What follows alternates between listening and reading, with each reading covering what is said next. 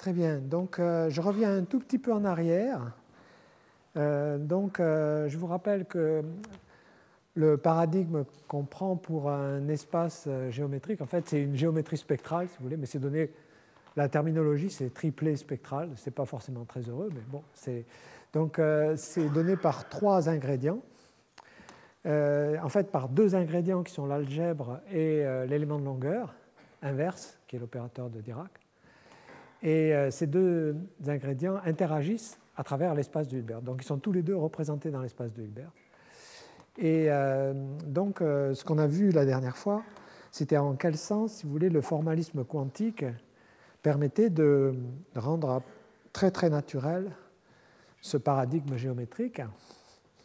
Et donc, ce qu'on veut faire, ce qu'on avait vu la dernière fois aussi, c'était en quel sens ce paradigme géométrique était naturel pour les grandes distances, pour les distances astronomiques, au sens où il code l'espace par des invariants.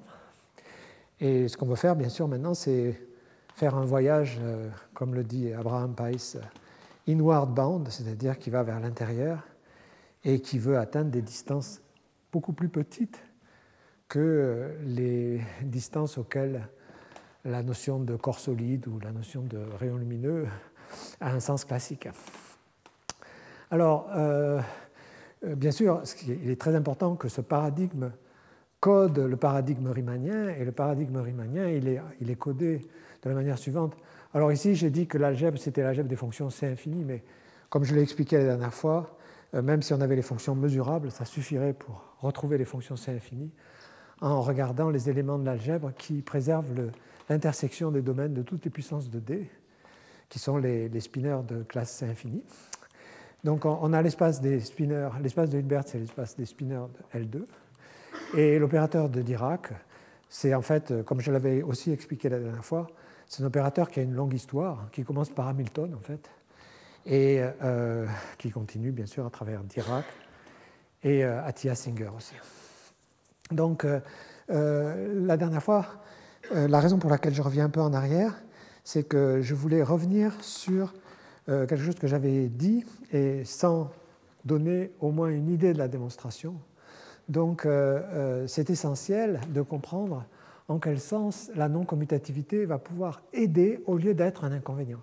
C'est-à-dire qu'au lieu d'être un handicap qui fait qu'on ne peut plus négliger l'ordre des termes quand on fait des calculs, pourquoi, en quel sens ça peut être au contraire une aide. Donc, bon, j'avais expliqué à travers une anagramme la nuance qu'il y a entre regarder un monôme au sens commutatif ou non commutatif. Et puis j'avais donné cet énoncé sans donner de preuves, sans donner au moins une idée de la démonstration. Mais comme c'est un énoncé très important qui, en fait, si vous voulez, cet énoncé va permettre d'avoir une idée assez concrète de ce qui va se passer, en fait, pour le modèle standard et pour l'espace à 4 dimensions, mais il vaut mieux le voir déjà en 2 dimensions et voir ce qui se passe avec la sphère. Donc ce que je prétends, c'est qu'en fait, justement, la non-commutativité est quelque chose qui permet, à partir de variables complètement discrètes, d'engendrer le continu. Et bon, il n'y a pas, bien sûr, les matrices de 2, chaque élément, chaque matrice de 2, si vous voulez, a un spectre discret. Et je prends une autre variable discrète qui prend les valeurs plus ou moins 1, c'est-à-dire qui vérifie y carré égale 1. Et je suppose aucune relation entre ces deux, sauf le fait que la trace de y vaut 0. Alors, ce que j'entends par trace de y, si vous voulez, c'est que, bon, ça j'avais expliqué la dernière fois, c'est un exercice de démontrer que quand vous avez une algèbre et qu'elle contient les matrices de 2, vous pouvez écrire tout élément de cette algèbre sous forme d'une matrice. Ayant pour éléments des éléments du commutant des matrices de 2. C'est un petit exercice d'algèbre que je vous laisse faire, d'accord, et qui dit que, bon, bien sûr, on peut l'écrire, etc., on peut l'écrire de manière unique. Et ce que j'entends par l'espérance de Y, c'est la trace de Y, si vous voulez, c'est-à-dire c'est la somme des éléments Y1 et Y2. Voilà. Donc, ce que j'avais énoncé, c'était que quand on regarde cette algèbre, on obtient l'algèbre des fonctions sur la sphère S2 à valeur dans les matrices de 2. Évidemment, on ne va pas obtenir une algèbre commutative puisque on n'a pas de relation de commutativité entre les matrices de 2, déjà. Comme c'est une algèbre qui contient les matrices de 2, ce n'est pas étonnant que ça soit un produit tensoriel, mais c'est le produit tensoriel par les fonctions continues sur S2. En quel sens? Quel est l'énoncé précis? Alors l'énoncé précis, c'est le suivant, c'est que quand on prend la C étoile algèbre, qui est la complétion de cette algèbre, pour la norme, alors vous savez, quand vous avez une algèbre involutive, il y a un candidat pour une norme de C star algèbre sur une algèbre involutive, c'est de prendre toutes les représentations qui préservent l'involution dans des Hilbert et de prendre le sup des normes, des images dans la représentation. Donc ça, c'est une méthode complètement générale, c'est ce qu'on appelle la C star max en général, mais c'est une méthode complètement générale pour définir une norme de C star algèbre. Et ici, donc, l'énoncé précis, si vous voulez, le lemme, c'est que lorsque l'on fait ça avec l'algèbre précédente, là, avec cette algèbre qui est complètement élémentaire, eh bien, on obtient exactement l'algèbre des fonctions continues sur S2 à valeur dans les matrices de 2. Alors, comment on démontre cet exo rapidement? Comment on démontre cet exo? Si vous voulez, si vous regardez la condition que Y est auto-adjoint et que sa trace est nulle, ça montre qu'en tant que matrice de 2, vous allez pouvoir l'écrire sous cette forme-là. C'est-à-dire, vous allez avoir un élément T ici. Comme la trace est nulle, l'autre élément qui est ici va être égal à moins T. Et puis, comme la matrice est auto-adjointe, vous allez avoir Z et Z étoile. Mais bien sûr, T et Z sont des éléments du commutant des matrices de 2. Donc, ce n'est pas des scalaires, c'est des éléments du commutant des matrices de 2. Alors maintenant, ce qu'il faut savoir, ce qu'il faut qu'on comprenne, c'est quelles sont les relations que doivent vérifier T et Z pour que précisément on ait la condition qu'on avait, c'est-à-dire que Y carré soit égal à 1. Quand vous calculez le carré de cette matrice, vous voyez, vous calculez toujours le carré en prenant ligne par colonne. Donc si je prends la première ligne et que je la multiplie par cette colonne-là, je vais obtenir la première relation qui est T2 plus Z, Z étoile égale 1. D'accord? Puisque Y carré doit être égal à la matrice qui vaut 1, 0, 0, 1. Bon. Si je regarde cette ligne que multiplie cette colonne-là, je vais obtenir que TZ moins ZT est égal à 0, puisque la matrice carrée elle a un 0 à cet endroit-là. Donc j'obtiens que T commute avec Z. De même, je vais obtenir, en regardant le produit de cette ligne par cette colonne-là, je vais obtenir que Z étoile T est égal à TZ étoile. Donc T commute avec Z, T commute avec Z étoile. Et puis enfin, si je regarde le produit de cette ligne par cette colonne, je vais obtenir que Z étoile Z, vous voyez, mais c'est dans l'autre ordre, ce n'est pas Z, Z étoile, c'est Z étoile Z, plus T2 est égal à 1. D'accord? Le T2, il vient du fait que moins T au carré, ça fait T2, est égal à 1. Alors si vous comparez les deux relations qui sont là, la relation qui dit que T2 plus Z, Z étoile est égal à 1 et Z étoile Z plus T2 est égal à 1, vous voyez bien que Z est normal, c'est-à-dire qu'il commute avec son adjoint, d'accord?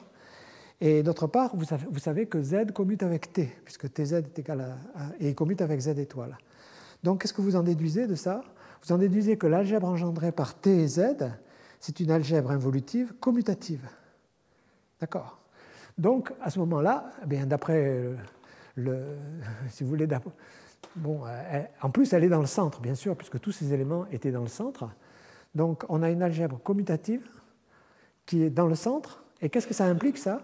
Ça implique que si je prends une représentation irréductible de mon algèbre dans un Hilbert, eh bien, en fait, toutes ces quantités-là vont prendre une valeur numérique. Donc, cette valeur numérique, qu'est-ce qu'elle va vérifier? Z va être un nombre complexe, T va être un nombre réel, puisque T est égal à T étoile, et il vérifie cette équation. Cette équation, c'est l'équation de la sphère S2, c'est l'ensemble, si vous voulez, des couples d'un nombre réel et d'un nombre complexe qui vérifie cette relation-là. D'accord? Donc, en fait, la réciproque est évidente. C'est un petit calcul de 3 lignes qui vous dit que si vous prenez un point de la sphère, vous avez une représentation irréductible. Bon, et ensuite, par des généralités, vous en déduisez que c'est star algèbre complétion de ça pour cette norme. Cette norme, elle est donnée par la norme du sup. Elle contient les matrices de 2, donc c'est des fonctions à valeur matricielle. Et vous obtenez que la complétion de A, c'est des fonctions continues de S2 à valeur dans les matrices de 2. Voilà, donc ça, c'était important que je le fasse peut-être, quoique j'ai bien dit dès le début que je ne voulais pas m'enferrer dans des détails techniques, et je veux rester le plus possible au niveau conceptuel. Il n'empêche que c'est important de comprendre ce qui se passe et de voir dans cet exemple-là ce qui se passe. Alors, il y a un deuxième rôle qui est fondamental, il y a un deuxième gain qui est fondamental dans la non-commutativité, par rapport à la physique, si vous voulez. Et ce gain, c'est le fait que, alors que d'habitude, lorsqu'on pense à la géométrie, on a automatiquement, si vous voulez, les difféomorphismes, qui sont le groupe de jauges naturelles de la géométrie, c'était ad hoc, dans la théorie de Kaluza-Klein, d'obtenir les groupes de jauges internes. C'était une idée qui était très ancienne, qui en fait remonte à Hermann Weyl, et qui essayait d'obtenir, si vous voulez, les transformations de jauges internes, comme on dit en physique, à partir de la géométrie de Kaluza-Klein, c'est-à-dire d'un espace de dimension plus grande.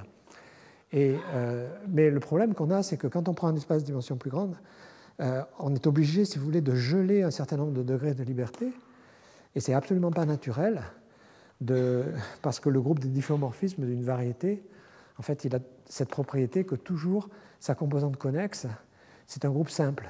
Donc on ne peut pas avoir la structure qu'on a en physique, qui est que le groupe d'invariance, c'est un groupe qui est un produit semi-direct si vous voulez, des applications à valeur dans le petit groupe de jauge par les difféomorphismes. Alors il se fait que justement l'avantage du non-commutatif, c'est que ça apparaît de manière complètement naturelle, parce que quand on prend une algèbre non commutative, elle a son groupe d'automorphisme a automatiquement un sous-groupe normal qui est non trivial si l'algèbre est non commutative et qui est le groupe des automorphismes intérieurs.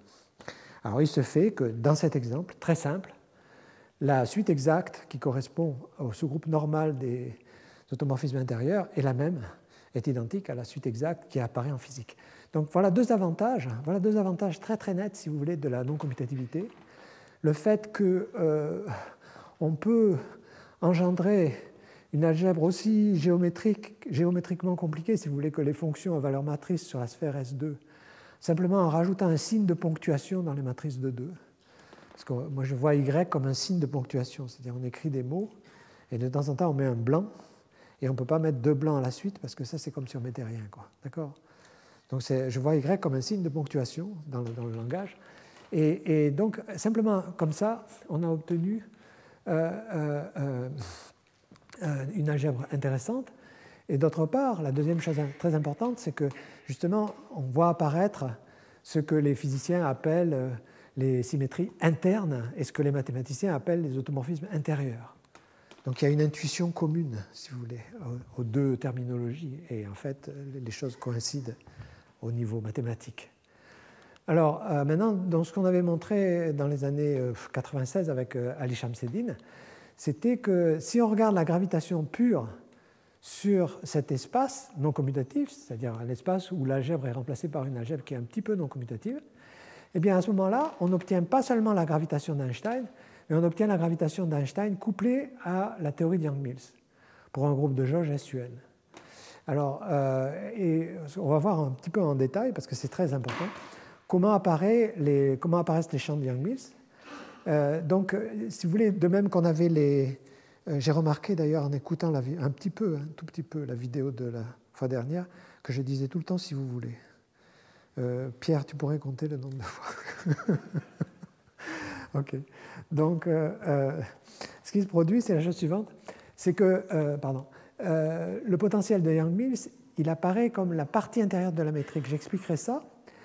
Ce qui se produit, c'est que de même qu'on a des automorphismes intérieurs, quand l'algèbre est non commutative, de même, on va voir qu'il y a des perturbations intérieures de la métrique. Et ça, je vais l'expliquer en grand détail, parce qu'on a beaucoup mieux compris dans notre travail avec Walter Van Seulekom et Ali Shamseddine, on a beaucoup mieux compris quelle était la nature de ces potentiels vecteurs. Donc, ils apparaissent vraiment à partir de ce qu'on appelle les perturbations intérieures. Donc, la question, c'était, d'accord, mais comment est-ce qu'on retrouve l'action d'Einstein et comment est-ce qu'on retrouve donc l'action de Yang-Mills, bien sûr. Alors, ça sort de la chose suivante. Ça sort du fait que dans le non-commutatif, on retrouve la courbure et on retrouve toutes sortes de quantités qui sont reliées à la courbure en regardant la chose suivante, en regardant, si vous voulez, le développement de la chaleur, le développement asymptotique. En fait, c'est en regardant, si vous voulez, des expressions qui sont de la forme, la trace d'une fonction de l'opérateur Dirac de l'élément de longueur inverse, si vous voulez, au carré, divisé par lambda carré. Alors bien sûr, vous pouvez voir ça en termes de l'inverse de D, et la fonction la plus simple à laquelle vous puissiez penser, c'est une fonction de cutoff, c'est-à-dire ça reviendrait, si vous voulez, à compter, je l'ai encore dit une fois, à compter le nombre de valeurs propres de l'opérateur D, dont la valeur absolue est plus petite ou égale à lambda. Quelle est la philosophie qui est derrière ça? Il y a deux choses qu'il faut savoir. La première chose qu'il faut savoir, c'est que si on cherche des invariants spectraux, donc on cherche une fonctionnelle d'action qui ne dépendent que de l'élément de longueur. Et si elle ne dépend que de l'élément de longueur, elle aura une propriété extraordinaire d'invariance, parce qu'elle aura la propriété que chaque fois qu'on fait des transformations unitaires, ça va préserver les invariants spectraux. Donc c'est extrêmement... L'invariance, elle est par rapport à un énorme groupe, qui est le groupe unitaire de l'espace de Hilbert. Donc c'est la première chose. Mais la deuxième chose qui est importante, c'est pourquoi est-ce qu'on choisit ce genre d'invariance spectrale, qui est la trace d'une fonction de d carré sur lambda carré. Bon, pourquoi est-ce qu'il faut mettre lambda? Parce que d a la dimension d'une énergie, donc il faut que l'expression qu'on ait ici ait la dimension nulle pour qu'on puisse prendre une fonction, bien sûr. Pourquoi est-ce qu'on prend la trace d'une fonction? Mais si on veut savoir vraiment pourquoi on prend la trace d'une fonction, il faut remonter à Witt et au groupe de Witt, etc. Donc, en fait, la raison, c'est la suivante, c'est que ce que vous voulez, c'est vous voulez avoir une fonctionnelle de la géométrie qui soit telle que si vous regardez deux espaces disjoints et si vous regardez leur somme directe, c'est-à-dire vous regardez la réunion des deux espaces, la fonctionnelle en question soit additive. Et alors, c'est un fait général, mais ça se démontre dans le cadre du groupe de Witt, qu'en fait, une telle fonction, elle est nécessairement de la forme trace d'une fonction de l'opérateur. D'accord. Et alors, évidemment, si vous prenez cette fonction-là, si vous prenez un opérateur qui est somme directe, si vous voulez, dans deux espaces disjoints de deux opérateurs, elle est évidemment additive. D'accord. Bon, alors, il y a une autre chose importante. Donc, comme je le disais, quelle serait la fonction la plus élémentaire qu'on pourrait considérer? La fonction la plus élémentaire qu'on pourrait considérer, c'est la fonction caractéristique de l'intervalle 0,1 ou un truc comme ça. Donc, ça reviendrait à compter le nombre de valeurs propres de l'opérateur D qui sont inférieures ou égales à une énergie donnée. Inversement, au niveau de l'élément de longueur, ça revient à regarder le nombre de valeurs propres de l'élément de longueur qui sont plus grandes qu'une longueur donnée. Éventuellement, cette longueur devrait être de l'ordre de la longueur de Planck. Et quelle est l'idée qui est derrière? Elle rejoint exactement l'idée de Riemann, qui est que, si vous voulez, probablement notre espace n'est pas un espace continu, mais on essaye de l'approximer par un espace continu. Et ici, qu'est-ce qu'on est en train de dire? On est en train de dire que les longueurs qui sont plus petites que la longueur de Planck ne devraient pas interférer trop. C'est-à-dire qu'on ne devrait pas être capable d'aller au-delà. Alors, on ne remplace pas l'espace par un espace fini si on fait ça. Si on coupe l'espace de Hilbert en ne regardant que le sous-espace où l'opérateur est plus petit ou égal à lambda, par exemple, l'opérateur D, eh bien, on ne remplace pas l'espace par un espace fini. Mais évidemment, bon, on a toutes sortes de problèmes parce qu'il faut arriver à recomprendre qu'est-ce qu'on obtient lorsqu'on réduit par cet espace-là. Mais en gros, l'idée, c'est ça. En gros, l'idée, si vous voulez, c'est qu'on ne va pas considérer, en prenant cette fonctionnelle d'action, on va pas faire intervenir trop les grandes valeurs propres. C'est une espèce de cut-off. Il y a une autre propriété qu'elle a, cette fonctionnelle. Bon, d'abord, elle est très très simple à expliquer, parce que si je dis que je compte le nombre de valeurs propres, bon, ça c'est extrêmement simple. Mais il y a une autre propriété qui est très importante, c'est qu'en fait, on verra que la fonction f, on aura tout intérêt à la choisir comme étant positive. Et c'est très bien pour une fonctionnelle d'action d'être positive. On va travailler dans le domaine euclidien. Donc si on prend la fonction f qui est positive comme fonction, automatiquement cette fonctionnelle sera positive. Et ça, c'est aussi quelque chose de très important. Alors, bon, donc comme je le disais, en fait, pour les calculs, comment on va faire ces calculs?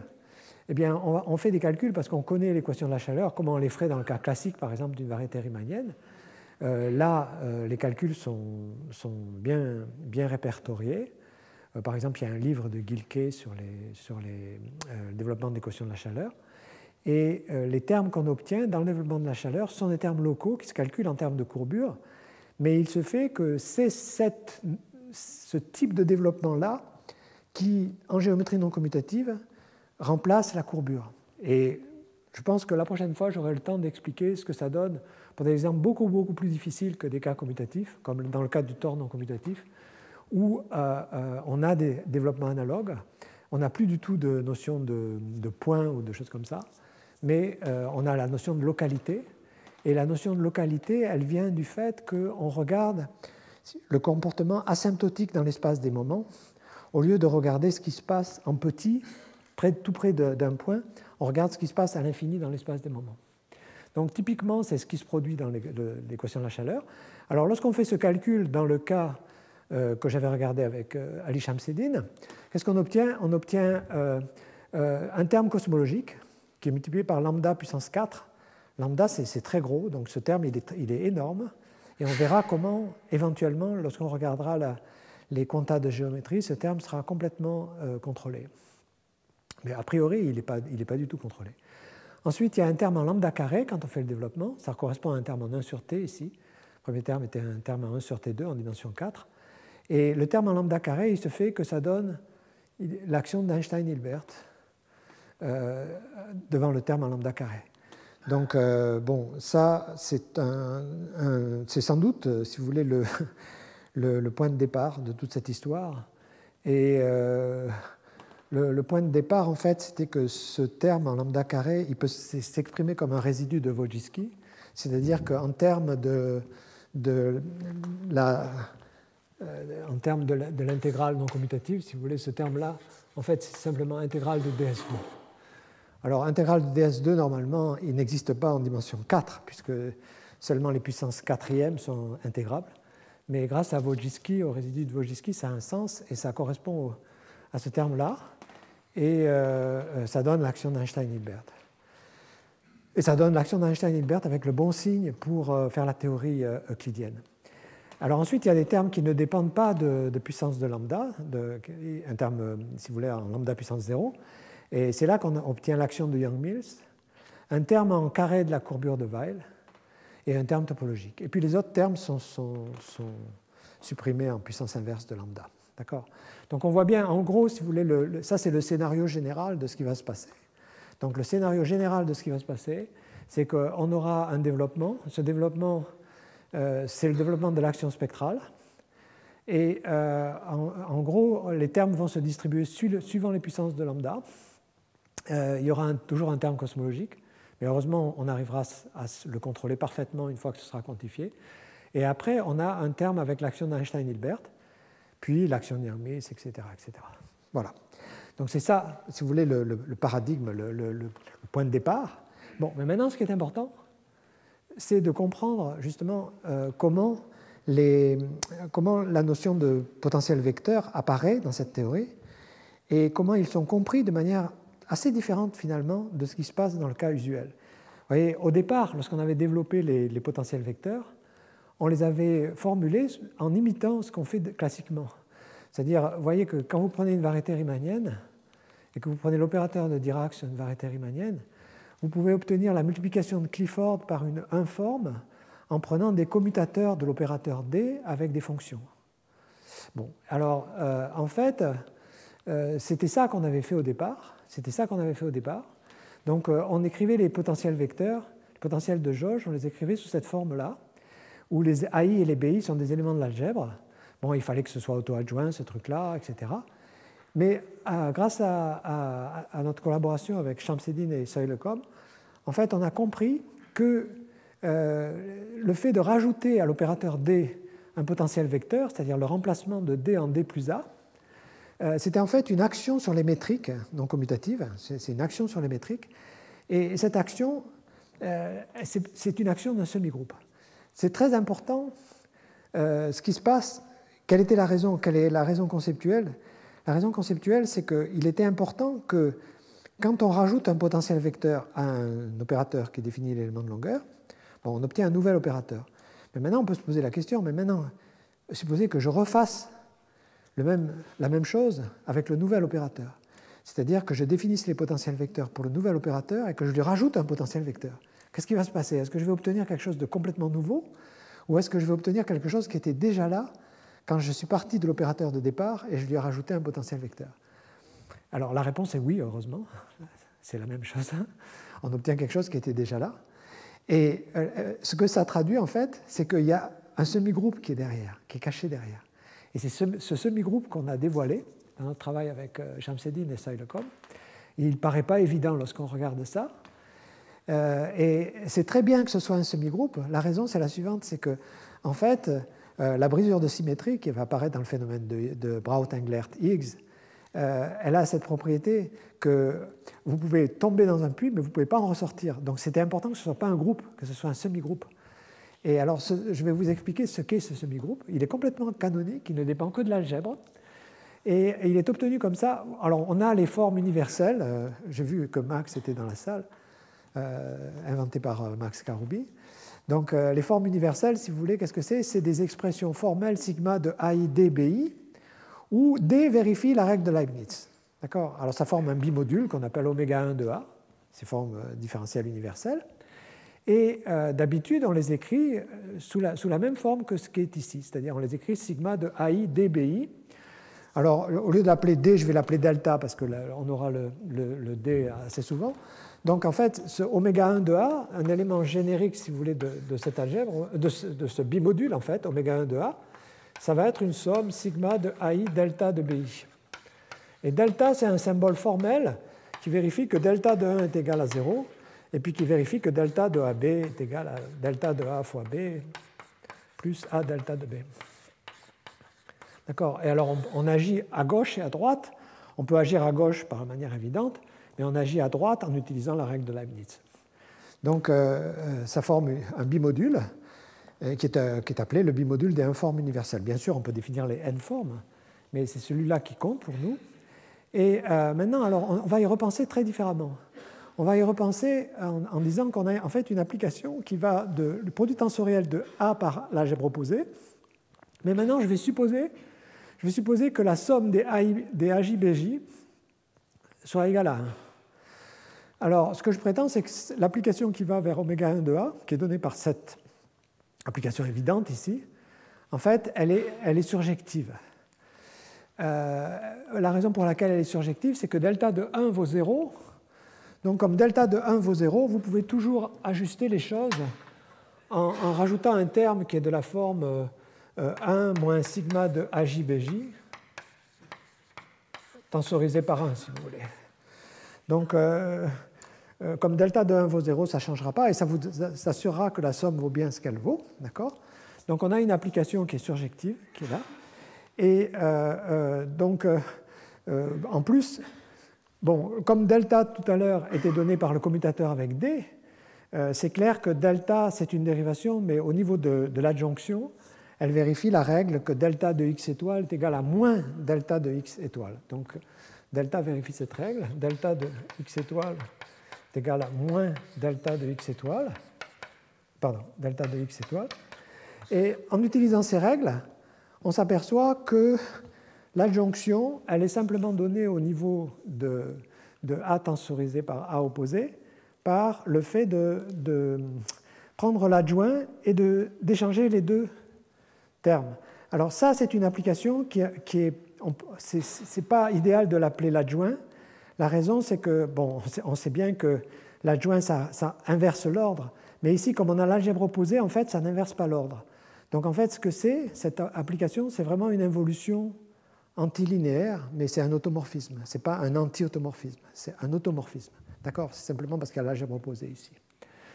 Donc, alors, ensuite, ce qu'on vérifie assez facilement, c'est que si maintenant on opère en conjuguant par un unitaire, c'est-à-dire qu'on multiplie le AJ à gauche par U, et on multiplie, ici comme on a l'algèbre opposée, on multiplie BJ étoile par U étoile, donc en fait on multiplie par U tenseur U étoile, eh bien on obtient exactement ce qu'on appelle les transformations de jauge quand on fait la théorie de jauge, c'est-à-dire on remplace un potentiel vecteur A par gamma U de A qui est U delta U étoile, alors ça c'est un bord si vous voulez, plus l'automorphisme intérieur appliqué à A, U à U étoile. Bien sûr, en général, rien ne va commuter, hein, donc il faut faire très attention. Ce sera des potentiels vecteurs à valeur dans des matrices ou des choses comme ça. Et en utilisant... alors pour démontrer ça, hein, c'est facile, hein, je ne vais pas faire l'exercice. On utilise simplement le fait que quand on prend delta de BJ U étoile, lorsqu'on regarde l'application, eh bien, on applique la règle de Leibniz, et puis on utilise le fait que sigma de AJ BJ est égal à 1, et ça marche. Et alors, comme je le disais, en fait, l'application qui remplace l'adjoint, en fait, il faudrait l'appeler la conjugaison, si vous voulez. Et cette application, elle est en fait un automorphisme. Donc, c'est très important qu'elle soit un automorphisme. Elle n'est pas linéaire, bien sûr. Elle est antilinéaire. Elle n'est pas linéaire sur C, elle est antilinéaire, bien sûr. OK. Alors, voilà le semi-groupe maintenant. Alors, quel est le semi-groupe? Eh bien, on regarde simplement les éléments de A tensorisés par A opposé qui sont auto-conjugués. Je n'ai pas mis auto-adjoint parce que, je veux dire, comme l'adjoint réverse l'ordre, si on prenait les éléments qui sont auto-adjoints, on ne verrait pas pourquoi c'est un sous-semi-groupe ou un sous... D'accord. Donc ici, en fait, on a un semi-groupe. Alors, pourquoi c'est un semi-groupe? Bon, c'est pour le produit usuel. C'est le fait que la règle, si vous voulez, qui était que sigma de AJBJ est égal à 1. Donc, on avait cette règle, sigma de AJBJ qui est égal à 1. Et on regarde un élément sigma de alpha I tens bêta I opposé. D'accord? Et on va le multiplier par celui-là. Et à ce moment-là, qu'est-ce qu'on va obtenir à vérifier? On va obtenir à vérifier que sigma de alpha I AJ fois BJ fois bêta I est égal à 1. Et ça marche bien, puisqu'on regarde d'abord la somme sur les J, ça vaut 1, et puis on regarde après la somme sur les I. D'accord? Donc ça marche bien. On a bien la multiplicativité. D'accord? OK. Et donc, c'est bien un semi-groupe. C'est bien un semi-groupe. Et alors, ce qui simplifie énormément les choses, c'est que la manière dont il agit, ce semi-groupe, c'est par la formule beaucoup plus simple que celle qu'on avait avant, qui est la formule suivante, c'est qu'on remplace simplement l'opérateur D par l'opérateur qui est sigma de AJ DBJ. Vous voyez que cette opération sur des opérateurs, elle a un sens pour n'importe quel opérateur, pas seulement l'opérateur D. J'aurais pu mettre n'importe quel opérateur, et elle utilise le fait que les opérateurs forment un bimodule. Et par l'algèbre A tens A opposé, qui est celle-là, celle qu'on a ici, on peut agir bien sûr sur n'importe quel bimodule. Donc c'est tout ce qu'on est en train de faire. On est en train d'agir sur le bimodule formé des opérateurs par cette opération qui est ici. Alors, bon, évidemment, comme on a sigma de AJ BJ égale 1, on peut faire sortir le D quand on prend ce commutateur-là. D'accord? Donc, et voyez bien que ça va faire DBJ moins BJD. La somme des AJBJ vaut 1, donc le D va se simplifier et ça va donner cette formule.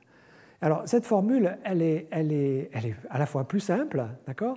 Mais en plus, elle a une propriété qu'elle rend évidente, la propriété de transitivité des perturbations intérieures. Pourquoi? Parce que si vous prenez une perturbation intérieure par A, puis une perturbation intérieure par A', eh bien, qu'est-ce que vous faites? Vous faites simplement l'action sur le bimodule, d'abord par A, puis par A', d'accord? Donc, en fait, vous faites exactement l'action de A', qui est le produit tensoriel, qui est dans le produit tensoriel. Donc, tout ça se simplifie énormément. Et alors, au niveau conceptuel, c'est important. Pourquoi c'est important? Parce que pour le moment, ça ne l'est pas encore vraiment. Et ça le deviendra, et c'est la raison pour laquelle on a développé tout ça avec Walter et Ali. La raison, c'était qu'on avait la condition d'ordre 1, et on verra plus tard, la condition d'ordre 1 qui semblait, si vous voulez, un obstacle pour développer les perturbations intérieures en général. Mais avec ce procédé, on va voir que tout va marcher comme sur des roulettes. Donc, c'était important d'avoir ça. C'était important d'avoir ça. Et d'autre part, qu'est-ce que ça veut dire? Ça veut dire que, alors que nous, on a l'habitude de penser au potentiel vecteur comme des choses entièrement locales, qui sont... Pourquoi? Parce que l'opérateur D est différentiel et qu'il utilise seulement le G d'ordre 1, etc., etc. Bon, en fait, il y a une notion complètement générale et qui agit sur les métriques, même dans un cas où on n'aurait plus du tout d'opérateur d'ordre 1 et on n'aurait plus du tout de propriétés de ce type-là. Donc, on verra que ce sera très, très utile dans la suite. Alors maintenant, une des clés de ce que je raconte, donc, c'est que, en fait, bon, il y a très longtemps, je n'étais pas le seul d'ailleurs, je pense que Michel Dubois-Violette avait aussi fait cette observation. Je crois qu'il l'avait faite surtout pour les matrices. Si vous voulez, c'est dans les années 80, on avait remarqué que la non-commutativité, bon, en fait, je vais être plus précis, ici, je vais même prendre une algèbre commutative, mais permet de donner un sens géométrique au boson scalaire de Braut, Englert et Higgs. Et comme il est très important en fait d'avoir une image mentale, quoi qu'on fasse, l'image mentale qui est derrière, c'est la suivante. Si vous voulez, le boson de Braut, Englert, Higgs, il a cette spécificité extraordinaire que d'abord il a été observé et que secondo, c'est le premier champ scalaire qui ait été observé en physique. C'est-à-dire qu'avant, en physique, vous n'aviez que des champs vectoriels, vous n'aviez que des champs du type le photon ou l'interaction faible ou des choses comme ça, mais il n'existait aucun champ de speed zéro qui ait été observé expérimentalement. Alors, le fait que ce boson ait été observé expérimentalement est d'abord extraordinaire, mais maintenant, il faut qu'on ait une compréhension. Bon. Alors, quelle est la compréhension? Il faut que je trouve quelque chose. Je vais trouver quelque chose. Voilà. Je m'excuse pour les gens qui ont déjà vu cette chose-là. Vous voyez, alors, quelle est la compréhension conceptuelle? La compréhension conceptuelle, c'est que j'ai écrit au tableau une algèbre extrêmement simple, qui est l'algèbre qui encode 2 points, C plus C. D'accord? Et j'ai écrit un opérateur de Dirac pour cette algèbre, et vous pouvez calculer la distance entre les 2 points. Donc c'est l'algèbre des matrices diagonales, et cette matrice ne commute pas, et comme elle ne commute pas, vous allez pouvoir calculer la distance entre 2 points, et vous allez bien sûr trouver l'inverse de mu. D'accord? Alors, on peut maintenant prendre le produit de cet espace à 2 points par une variété ordinaire. Et j'y pense comme cette feuille de papier où les points qui sont en haut correspondent à l'un des points AB et les points qui sont en bas correspondent à l'autre. D'accord? Alors maintenant, sur cette feuille de papier, qu'est-ce que je peux faire quand j'ai une fonction? Je peux la différencier en haut. Je peux différencier sa restriction à la partie du haut. Je peux différencier sa restriction à la partie du bas. Si je fais ça, ça va me donner un champ de vecteur de spin 1 qui correspond à ce qui se passe en haut, un champ qui correspond à ce qui se passe en bas. Mais je peux aussi faire quelque chose de plus intéressant. Je peux prendre la différence finie entre la valeur de la fonction en haut et en bas. Et vous voyez bien que cette différence finie, elle ne dépend pas de la rotation. Si je fais une rotation, elle ne va pas changer. Donc elle est de spin 0. Et c'est ça le champ de Braut, Englert, Higgs. Donc ça, c'était une remarque absolument fondamentale. Et bien sûr, ce qui s'est passé après, c'est que quand on a fait le calcul avec l'action spectrale, etc., on a retrouvé à merveille l'action telle qu'elle est dans le potentiel quartique de Higgs, avec toutes ses propriétés. Donc c'était ça la remarque de départ, mais c'est très important d'en avoir une image mentale simplifiée. Bon, alors comme je le disais, il y avait aussi les matrices NN, hein, bien sûr. Bon, alors donc en fait, à cette époque-là, c'était dans les années 90 déjà quand même, ce qui s'est produit, c'est qu'on a commencé à avoir un outil pour déchiffrer, mais là c'était vraiment déchiffrer en partant de l'expérience, déchiffrer la structure fine de l'espace-temps. Et l'idée, c'était que l'algèbre qui correspondait dans l'exemple de tout à l'heure à 2 points, elle va correspondre pas seulement à 2 points, puisque elle était commutative, et puis là, c'était les matrices NN, donc il faut faire un petit mélange. Elle va correspondre au groupe de jauge, d'accord? L'espace de Hilbert, fini, de la partie finie, si vous voulez, de la géométrie finie, va correspondre aux fermions élémentaires. Donc, par les fermions élémentaires, alors là, je ne sais pas si je peux vous en faire la liste, mais dans n'importe quelle table de particules, vous avez le quark up, le quark down, ils sont chacun en 3 couleurs. En dessous, vous avez le quark strange. Après, vous avez, je ne sais pas comment je crois que c'est beauty. Puis après le charme, et puis après le top. Je ne sais plus trop dans quel ordre. Bon, enfin, vous avez 3 quarks en bas et 3 quarks en haut.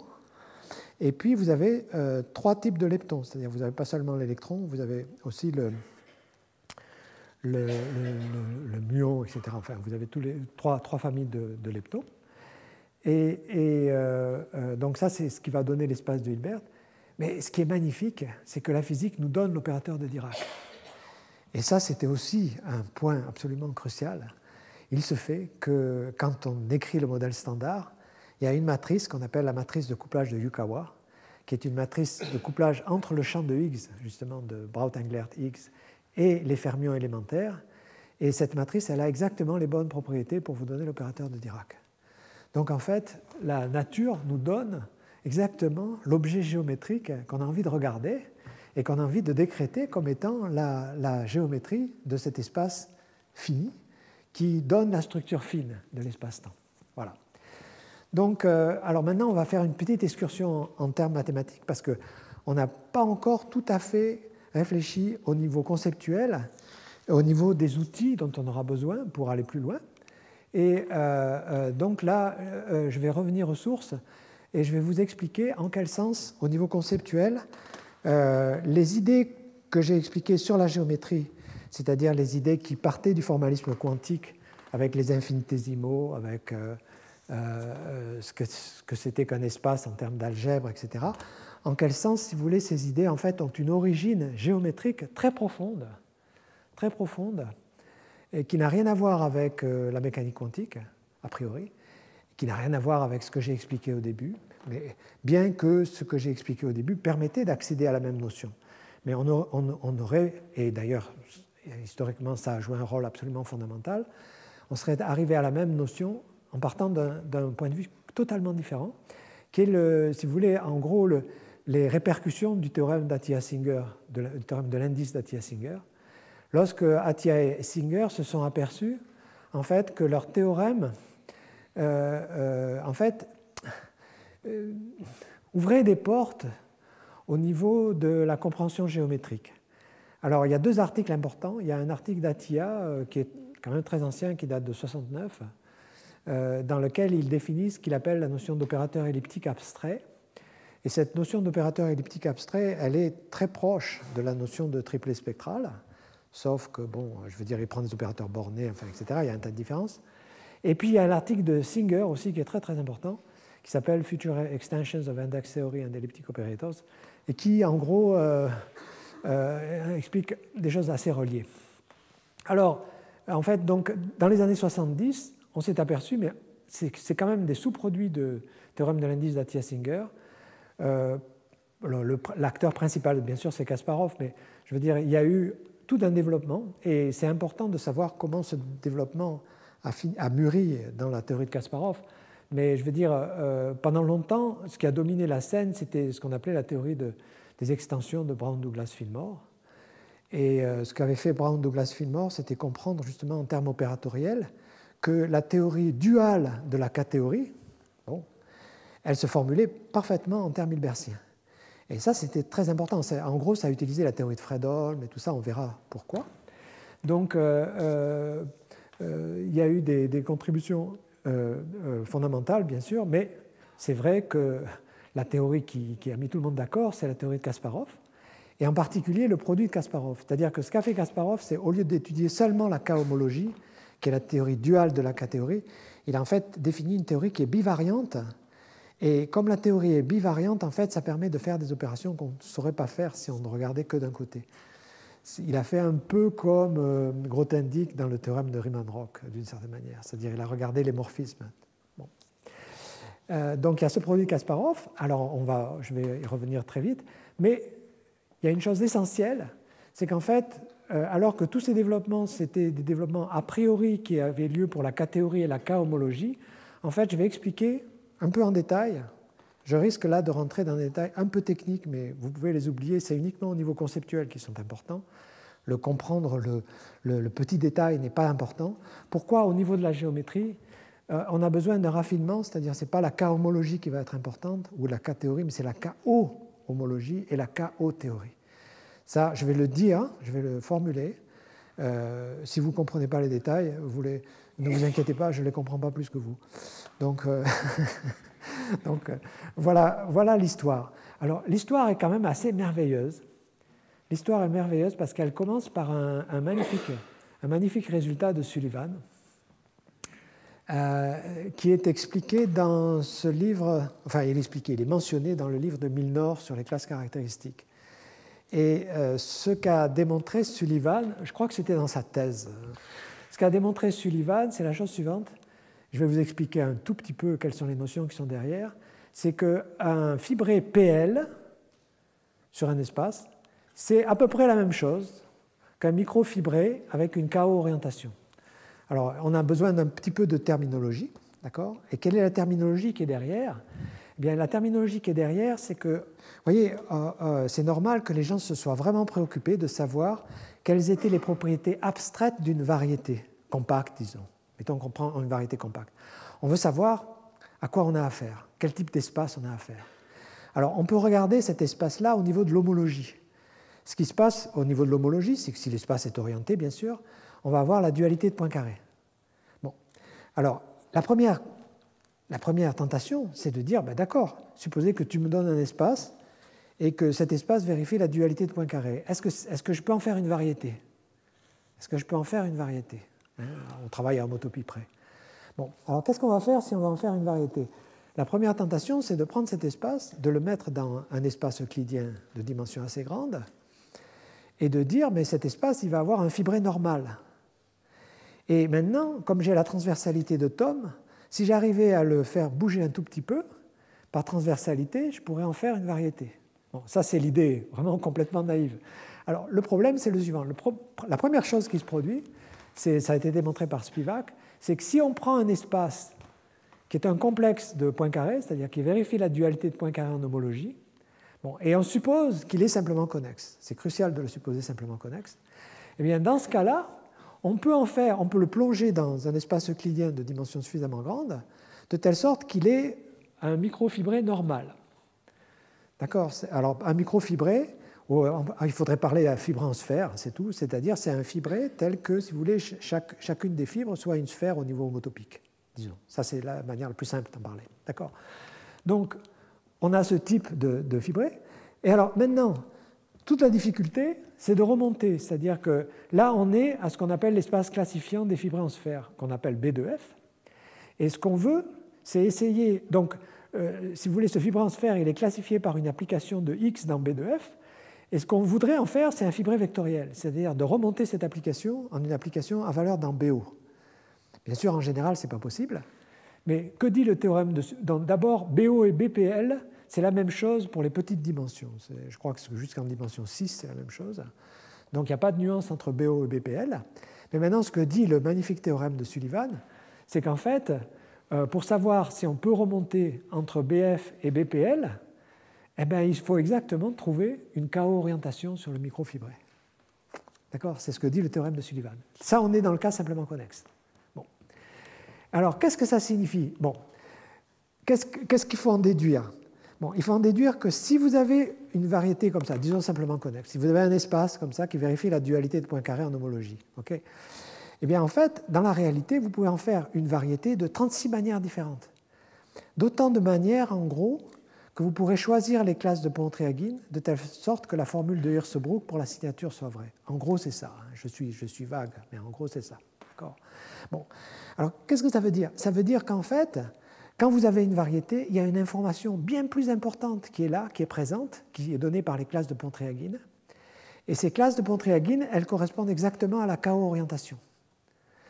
Alors, qu'est-ce que ça veut dire? Redit d'une autre manière,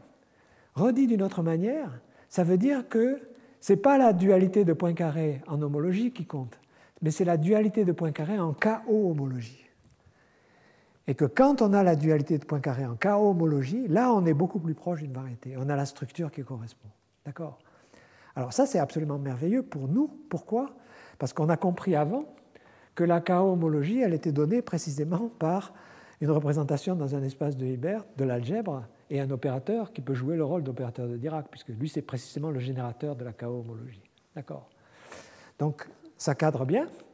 Alors, comme toujours, il y a des choses qui sont écrites en tout petit et qu'il faut lire, si on veut vraiment faire les choses correctement.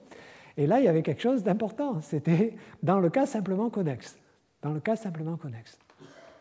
Bien sûr, hein, ce que le théorème de Spivak démontre, c'est dans le cas simplement connexe.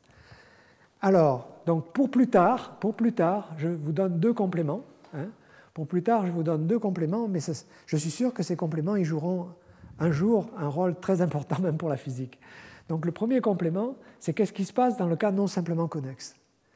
Bien, si vous voulez, dans le cas non simplement connexe, le fait d'avoir le cycle fondamental en KO-homologie pour un espace, ça ne suffit pas. Il faudrait l'avoir de manière équivariante par rapport au groupe fondamental.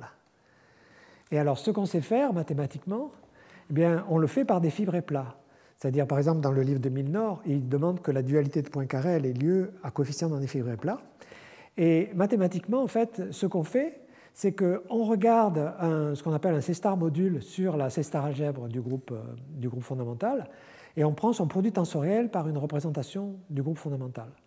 Alors cette construction-là, il n'est pas du tout exclu qu'en fait, elle joue un rôle dans l'explication des 3 générations en physique. Alors c'est très important de comprendre algébriquement comment elle est présente, et elle est présente précisément dans le cas où on n'est pas dans une situation simplement connexe. Donc dans le cas simplement connexe, tout est très simple. On sait que, si vous voulez, la structure correspondante, elle est donnée par les classes de Pontryagin, elle est donnée par le cycle fondamental en KO-homologie. Mais maintenant, alors on peut se demander, d'accord, comment est-ce qu'on calcule, si vous voulez, ces classes de Pontryagin, comment est-ce qu'on a un remplacement dans le non commutatif pour les classes de Pontryagin, pour les classes caractéristiques, etc. Ben ça, c'est la cohomologie cyclique, et en fait, elle vient de là. Hein. Donc, il y a 2 caractères de Chern. Il y a un caractère de Chern qui va de la K-théorie vers l'homologie cyclique, qui est assez simple à formuler. Je crois qu'on l'avait fait indépendamment, Max et moi, ce caractère de Chern. Et ce que j'avais fait, par contre, alors là, c'était quelque chose qui a vraiment donné naissance à la cohomologie cyclique, c'est le caractère de Chern en K-homologie. Et ça, c'est beaucoup plus compliqué, mais ça n'est vraiment efficace que lorsque c'est rendu local, c'est-à-dire lorsque toutes les formules peuvent s'exprimer en termes de l'intégrale non commutative ou du résidu de Volginsky. Et ça, c'est ce qu'on a fait avec Henri Moscovici dans le théorème de l'indice local. Donc ça, j'en parlerai pas, bien sûr, mais c'est important de savoir pour plus tard que ça jouera un rôle dans les comptas de géométrie. C'est important de savoir pour plus tard qu'on a les mêmes outils que dans le cas commutatif. Ces outils existent dans le cas non commutatif aussi. Voilà. Alors, pour passer de K à KO, on a besoin d'introduire une structure réelle. Une structure réelle. Donc, une structure réelle, c'est donné par des petites décorations de l'espace de Hilbert. Donc, c'est donné par un opérateur anti-unitaire qui agit dans l'espace de Hilbert et qui vérifie une relation dont on verra que c'est une relation que les gens qui font des algèbres d'opérateurs connaissent merveilleusement bien, d'accord ? C'est la relation de Tomita, je dirais. C'est la relation qui dit que tout élément de l'algèbre commute avec le conjugué de tout autre élément de l'algèbre par l'opérateur anti-unitaire. C'est une espèce de substitut de la commutativité. C'est un substitut de la commutativité. Et Tomita, donc il est là, voilà. C'est la seule photo que je connaisse de Tomita. J'en ai cherché sur Internet, je n'en ai pas trouvé. C'est la seule photo de Tomita et c'est une photo qui a été prise lorsqu'il était, il y a 32 ans, il a passé une année ici. Et je m'en souviens avec émotion parce qu'il était présent à ma leçon inaugurale.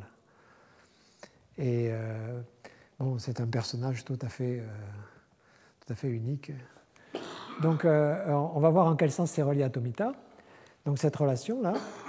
Et en plus, il y a un autre opérateur qui, dans le cas pair, joue un rôle important, c'est l'opérateur de chiralité, qui vérifie ça. Mais alors, au niveau de la terminologie, si vous voulez, on parle de triplet spectral, et on continue à parler de triplet spectral, même quand il y a des décorations comme gamma et J. C'est vraiment des petites décorations, d'accord, qu'on met dans un coin, mais ça ne change pas le fait que c'est vraiment un triplet. Bon. En fait, ce qui est vraiment dommage, c'est de ne pas appeler ça géométrie spectrale, mais je veux dire, elle est donnée par un triplet spectral. Voilà. Donc, on a ça. Alors maintenant, il y a des relations. Il y a des relations qui font que, en fait, alors que dans la K-théorie, il n'y a que 2 théories, il y a une périodicité de Bott, on a la K-théorie paire et la K-théorie impaire. Quand on regarde la KO-théorie, il y a 8 théories différentes. D'accord ? Il y a 8 théories différentes. Et ces 8 théories différentes, elles proviennent, si vous voulez, des relations de signes qui existent quand on l'élève J au carré, quand on permute l'opérateur J avec l'inverse de l'élément de longueur, et quand on permute l'opérateur J avec la graduation, la Z sur 2 graduation. Bon, ça c'est toujours vrai.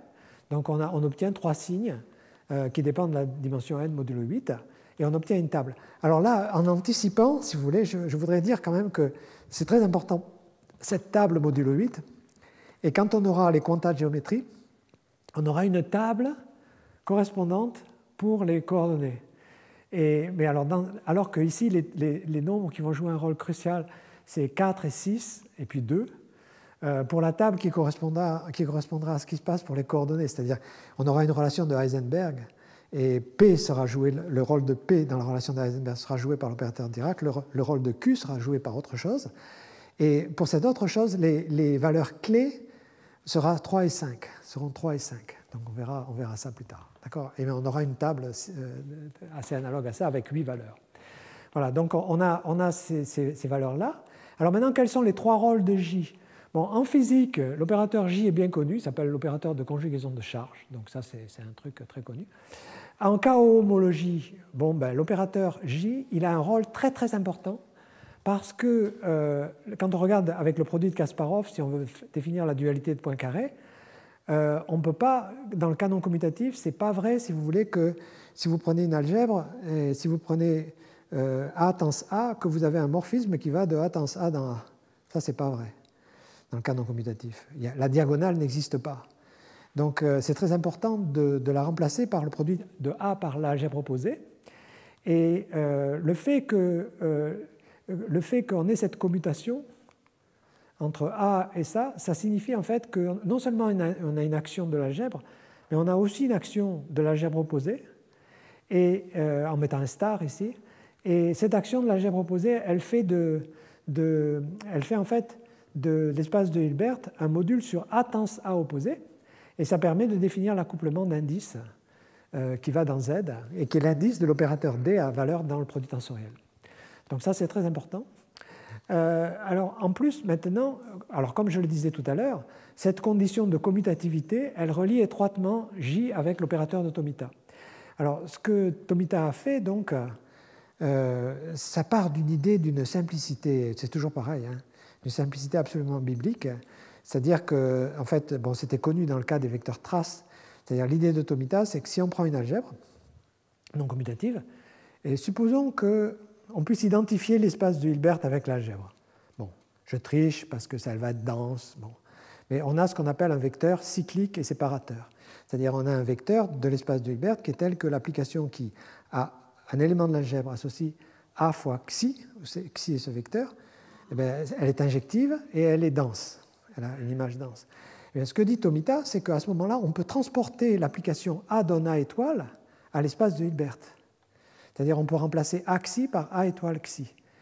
Et si on fait ça, et c'était connu que si on fait ça avec ce qu'on appelle un vecteur trace, à ce moment-là, on obtient une conjugaison qui vérifie exactement cette propriété, qui vérifie exactement la propriété qui est ici, c'est-à-dire que ça conjugue l'algèbre en... Pourquoi ? Parce que l'algèbre, c'est comme si elle agissait sur elle-même par multiplication à gauche.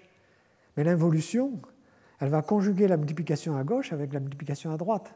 Donc elle va transformer l'action à gauche de l'algèbre sur elle-même par multiplication à gauche en une action par multiplication à droite, qui évidemment va commuter avec la multiplication à gauche. D'accord ? Donc c'est ça l'idée.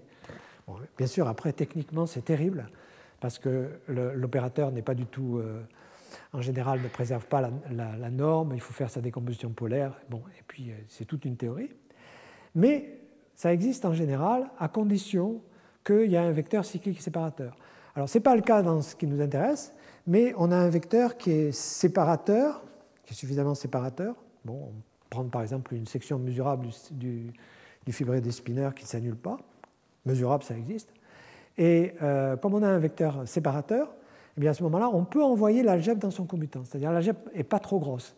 Elle ne peut pas être trop grosse, on peut l'envoyer dans son commutant par un opérateur comme J. Alors ici, c'est ce que ça fait. D'accord ? C'est ce que ça fait.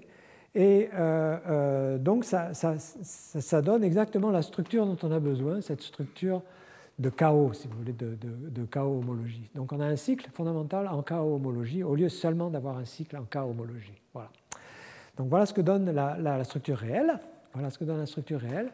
Alors maintenant, dans la table qu'on a vue tout à l'heure, si on regarde un espace ordinaire, un espace riemannien, la valeur de l'entier qui est ici, de n, c'est modulo 8 la dimension de l'espace. Dimension en tant que dimension usuelle, un nombre de paramètres, ou dimension métrique, ce que j'appellerais. D'accord? Bon.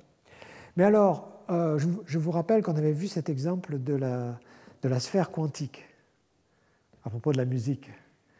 Et la sphère quantique, c'est un bon exemple d'un espace qui était de dimension 0, bon, métriquement, d'accord? Mais évidemment, comme elle est déformée à partir de la sphère ordinaire, sa dimension en chaos-homologie ne change pas. Donc elle continue à être 2. Et en fait, donc, on s'est aperçu donc, depuis longtemps que dans le cas plus général, les deux notions de dimension, c'est-à-dire la notion qui provient de la croissance des valeurs propres et la notion qui provient de la chaos-dimension, au sens modulo 8, peuvent varier complètement indépendamment. Voilà. On s'est aperçu de ça. Voilà. Alors, il s'est produit une première interaction avec la réalité. Donc, la première chose qu'on avait faite avec Ali Shamseddine en 1996, on avait défini l'action spectrale, on avait calculé, on était content, bon, on obtenait les termes qu'il faut pour le modèle standard, etc.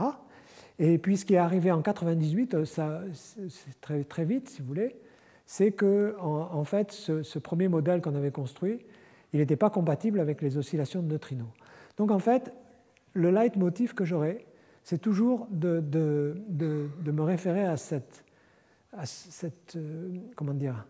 impératif qui est donné par Riemann et qui dit qu'il ne faut pas essayer trop de deviner, mais en fait, la réponse à la nature, si vous voulez, de ce qu'est la géométrie dans l'infiniment petit ne peut s'obtenir qu'en partant de la conception des phénomènes, vérifiés jusqu'ici par l'expérience.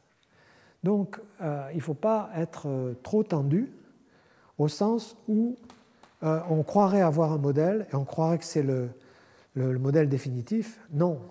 C'est bien clair qu'il y aura toujours des résultats expérimentaux qui remettront en jeu chaque fois le modèle en question. Et j'étais content l'an dernier de ne pas avoir à faire mon cours sur ce sujet. La raison était la suivante. La raison était que en décembre de 2015, il y a eu un bruit qui a couru, qui était que le CERN, le LHC, avait trouvé une résonance à 750 GeV. Alors, et la raison, elle était quand même très troublante. La raison était qu'il y avait, dans les deux détecteurs qui sont complètement indépendants, Atlas et puis CMS, ils avaient pris les résultats expérimentaux, ils avaient regardé leurs résultats expérimentaux, et dans les résultats expérimentaux, ils avaient trouvé une fluctuation dans le détecteur Atlas à 750 GeV, et dans le CMS, ils avaient aussi trouvé une fluctuation à peu près à la même énergie. Quand on voit ça, on se dit, c'est pas possible, il y a quelque chose. Alors, à ce moment-là, ce qui s'est produit était assez incroyable. Bon, je veux dire, il n'y avait aucune raison pour que le modèle non commutatif donne quoi que ce soit dans ce sens-là. Donc, c'était un coup de Trafalgar un peu. Et ce qui s'est produit, c'est qu'il y a eu 500 articles de physiciens qui ont été écrits entre décembre de 2015 et, je dirais, le mois de mai de 2016, d'accord, dans lequel à peu près chacun avait une explication pour cette résonance à 750 GeV, d'accord.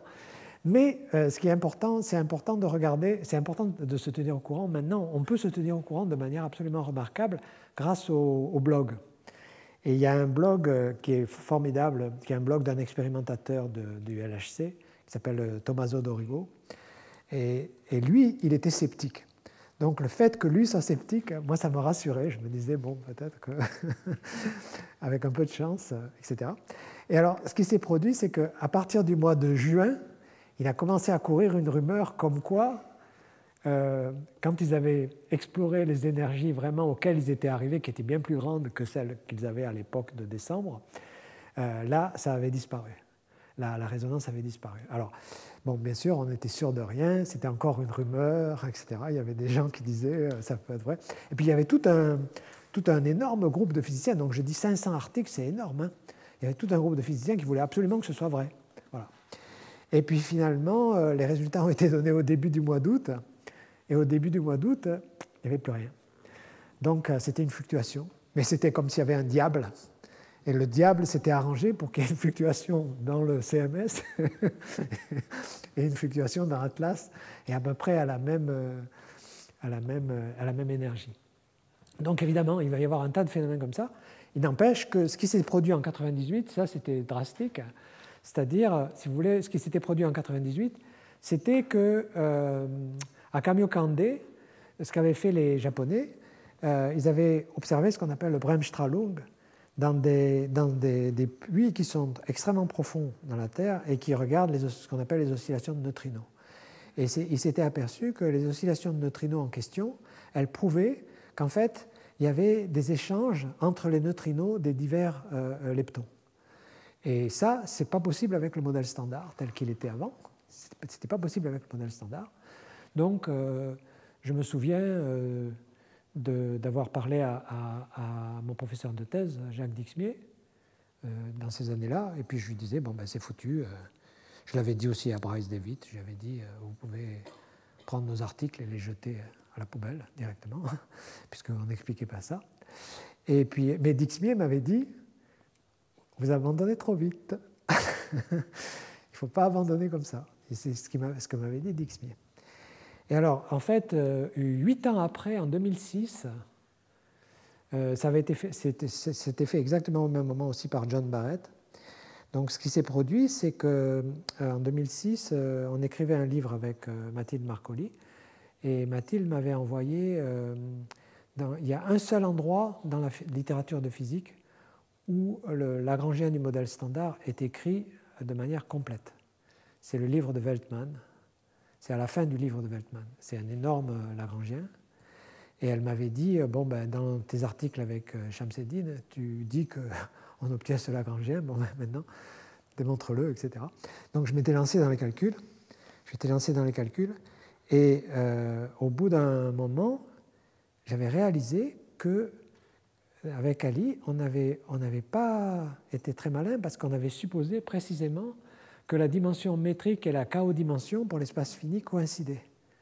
On avait fait cette hypothèse, et cette hypothèse, elle empêchait l'oscillation des neutrinos, elle empêchait un tas de choses, et que dès qu'on se débarrassait de cette hypothèse, bien, en choisissant bien la dimension, il fallait choisir la dimension 6, donc on ajuste la dimension totale à 2 modulo 8, parce qu'on a 6 plus 4 égale 10, ça vaut 2 modulo 8, et que lorsqu'on fait ça, alors là, à ma grande surprise, non seulement on avait l'oscillation des neutrinos, mais je ne connaissais pas ce que les physiciens appellent le mécanisme CISO. Alors ce mécanisme, c'est un mécanisme qui est très, très bizarre, qui consiste par un phénomène de balançoire, à rendre une masse toute petite parce qu'il y a une très très grande masse qui, dans une équation du deuxième degré, apparaît en dénominateur et rend une masse toute petite. Donc, j'avais fait par le calcul, je m'étais rendu compte que j'obtenais ce mécanisme que les physiciens mettent à la main. Donc ça, c'était un signe extrêmement fort.